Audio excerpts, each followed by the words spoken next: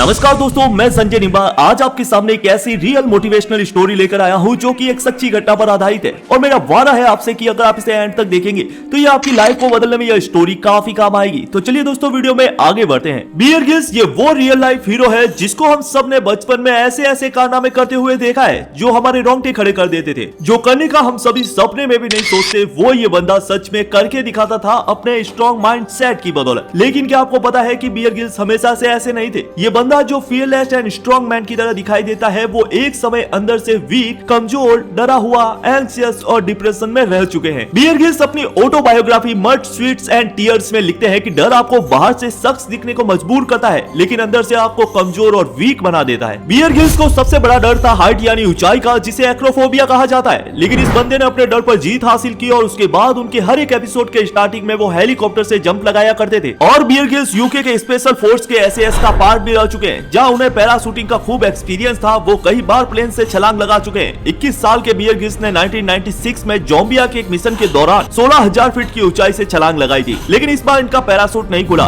जैसे ही वो आसमान से कूदे, सही टाइम पर उन्होंने पैराशूट को खोल दिया था, लेकिन वो फिर भी तेजी से गिरते जा रहे थे। जब उन्होंने ऊपर की ओर देखा तो उन्हें पता चला कि पैराशूट पूरी तरीके से नहीं खुला है। वो हड़बड़ी में पैराशूट की कॉर्ड्स खींचने लगे कि कैसे भी करके वो पैराशूट पूरी तरीके से खुल जाए। ये सब करते करते वो पेड़ों से टकराते हुए जमीन पे आ गिरे और एक ही झटके में अंधेरा सा छा गया। वो जमीन पर पीठ के बल गिरे थे और गिरते ही उन्हें भयानक दर्द महसूस हुआ। और बुरा तो ये हुआ कि इतनी ऊंचाई से गिरने के बाद भी वो होश में थे। वो हिलडुल बिल्कुल भी नहीं पा रहे थे, बस वही लेटे लेटे जोर जोर से रो रहे थे और उन्हें बस यही उम्मीद थी कि उनके साथी उनको बचाने आ जाएंगे। दर्द इतना ज्यादा खतरनाक था कि उन्हें सहन भी नहीं हो रहा था। वो कहते हैं कि इस दर्द को झेलने से अच्छा तो उन्हें मौत आ जानी थी, लेकिन उन्हें मौत भी नहीं मिल रही थी। वो कई देर तक वहाँ तड़पते गिड़गिड़ाते रहे। जैसे ही उनके साथी उन्हें फौरन अफ्रीका के एक हॉस्पिटल में लेके गए, उन्हें याद है कि एक डॉक्टर ने उनके पीठ पर एक इंजेक्शन लगाया और धीरे धीरे उनके पीठ का दर्द कम होने लगा। वो सोचने लगे कि अब वो ठीक हो रहे हैं। वो उठने की कोशिश करने लगे। तभी डॉक्टर ने उन्हें आकर कहा कि अब वो चल नहीं सकते। यह सुनकर यंग 21 साल के बियर ग्रिल्स की मानो जैसे दुनिया ही खत्म हो गई हो। जब उन्होंने एक्सरे देखा तो उसमें साफ साफ दिख रहा था कि उनके रीढ़ की 3 हड्डियां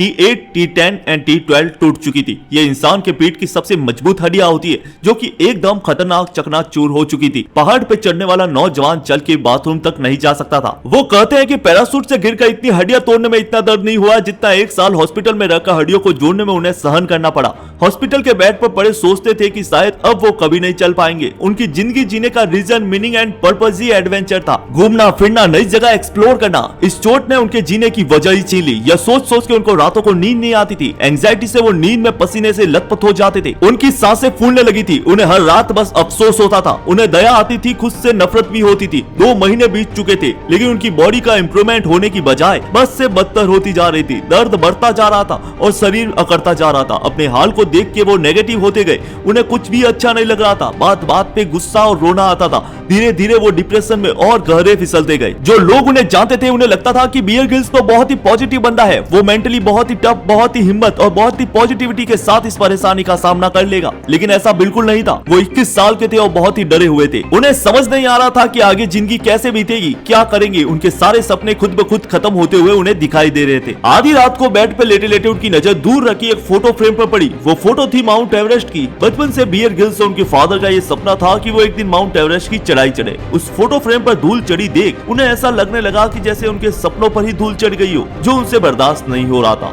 उस रात उनके साथ उनके कमरे में कोई नहीं था। वो अकेले थे। वो हिम्मत करके खड़े होते और बैसाखी का सहारा लेकर उस फोटो फ्रेम तक जाते हैं और उस पर लगी धूल को साफ करते हैं। और बस यही सोचते सोचते वो सो जाते हैं कि कैसे वो अपने आप को जीने की हिम्मत दे सकते हैं। उनके सबकॉन्शियस माइंड में यह बात बहुत गहराई से जम गई थी। इस बात ने उन्हें हौसला दिया और जीने की एक उम्मीद दी। अगले दिन वो सोकर उठे तो उन्हें अपने दादी की एक बात याद आती है। वो हमेशा कहती थी कि बियर बेटा, लाइफ में जो कुछ भी होता है अच्छे के लिए होता है। वो इंसान ही है जो खुद को दुखी करने या फिर परेशान करने का बहाना ढूंढ लेता है। जब भी तुम किसी मुसीबत में पड़ो तो हमेशा खुद को याद दिलाओ कि जो कुछ भी हो रहा है गॉड की मर्जी से हो रहा है, जो कभी कोई गलत नहीं होने देता। इस टाइम उन्होंने इस बात की गहराई को समझा और इस सच को फील करा कि वो चाहते तो इस एक्सीडेंट में, इस इंजरी में, चोट की वजह से वो मर भी सकते थे, लेकिन क्योंकि वो जिंदा है मतलब गॉड ने उनके लिए कुछ बेहतर प्लान करके रखा है। इसके बाद उनको इस बात की चिंता खत्म हो गई कि लाइफ में आगे क्या होगा, क्या वो चल पाएंगे या नहीं, वापस स्पेशल फोर्स में काम कर पाएंगे। उन्हें अब इस सब की फिक्र और चिंता ने सताना बंद कर दिया था। जब उनकी ओवर थिंकिंग कम हुई तो मन को शांति मिली। फिर उनका स्ट्रेस और नेगेटिविटी भी कम होने लगी। अपने बॉडी से पहले उन्होंने अपने माइंड को रिपेयर करना शुरू कर दिया था। माइंड स्ट्रांग हुआ तो बॉडी भी अपने आप स्ट्रॉन्ग होने लगी, उनके जख्म भरने लगे, हड्डियों के जुड़ने की स्पीड तेज होने लगी। उनके सबसे करीबी दोस्त एस इवलिस की एक बात याद आई, जिन्होंने एक बार बियर ग्रिल्स से कहा था कि अक्सर भगवान की बुलाहट में जन्म, मृत्यु और पुनर्जन्म होता है और इस सिचुएशन में तुम्हारा पुनर्जन्म हुआ है। तो मैं ऐसा ही हूँ जैसा कि एक नया बच्चा होता है, किसी चीज की कोई चिंता नहीं, ना अपने पास्ट की ना अपने फ्यूचर की, बस ग्रेटफुल हूँ तो अपने प्रेजेंट के लिए। बियर ग्रिल्स कहते हैं कि जिंदगी अक्सर हमें दूसरा मौका नहीं देती,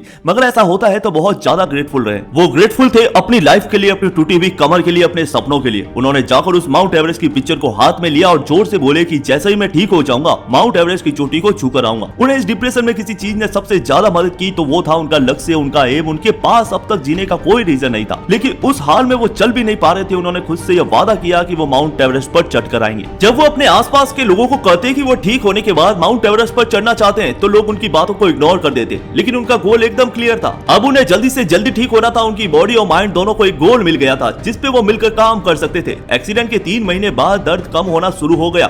8 महीने बाद उन्हें हॉस्पिटल से डिस्चार्ज कर दिया गया और 1 साल में वो पूरी तरीके से ठीक हो गए। पर डॉक्टर ने उन्हें मना कर दिया कि वो स्पेशल फोर्स में वहां पर ट्रेनिंग नहीं कर सकते, कोई जॉब नहीं तो पैसा भी नहीं था। अपने सपनों को पूरा करने के लिए उन्हें 25 लाख रुपए की जरूरत थी, जहां उन्हें माउंट एवरेस्ट चढ़ने की ट्रेनिंग करी और उनके लिए इक्विपमेंट खरीदे, जिसके लिए उन्होंने करीबन 250 कंपनी को स्पॉन्सर के लिए प्रपोजल लिखी और सारी कंपनी से वो रिजेक्ट हुए। 250 बार रिजेक्शन फेस करने के बाद भी वो नहीं रुके। बहुत लोगों के दरवाजे खटखटाए लेकिन बार बार निराशा हाथ लगी। फिर एसएसए फोर्स हेल्प ऑर्गेनाइजेशन ने उनके सपने को साकार करने के लिए उनकी मदद करी। पैराशूटिंग एक्सीडेंट के 18 महीने बाद 16 मई 1998 उन्होंने अपने बचपन के सपने को सच करा। उनकी माउंट एवरेस्ट चढ़ने की जर्नी अपने आप में एक अलग कहानी है। ये सफर इतना भी आसान नहीं था और उनके साथ के 4 लोगों ने अपनी जान खो दी। उन्होंने 2 बार नियर डेथ एक्सपीरियंस फेस करा, जहां वो मरते मरते बचे और जैसे तैसे वो 23 साल की एज में माउंट एवरेस्ट की सीमित तक पहुंचने वाले यंगेस्ट पर्सन बन गए। इसके बाद उनकी कहानी बहुत फेमस होने लगी। लोग उन्हें सेमिनार में एज ए स्पीकर इनवाइट करने लगे। उनके ऊपर कई डॉक्यूमेंट्री बनी और फाइनली डिस्कवरी से उन्हें वो अपॉर्चुनिटी मिली जिससे उन्हें एक वर्ल्ड वाइड फेम दिया, जिसके बाद पूरी दुनिया उन्हें मैड वर्सेस वाइल्ड के नाम से जानने लगी। और शायद आप भी उन्हीं में से एक हैं जो उन्हें बेहतर तरीके से जानते हैं। और अगर आपको ये वीडियो पसंद आया हो तो वीडियो को लाइक एंड सब्सक्राइब बटन पर क्लिक करके चैनल को ग्रो करने में हमारा सपोर्ट कीजिएगा और बेल नोटिफिकेशन को ऑन कर दे जिससे बाद में आने वाली वीडियो आपसे मिस ना हो। Thank you so much for watching.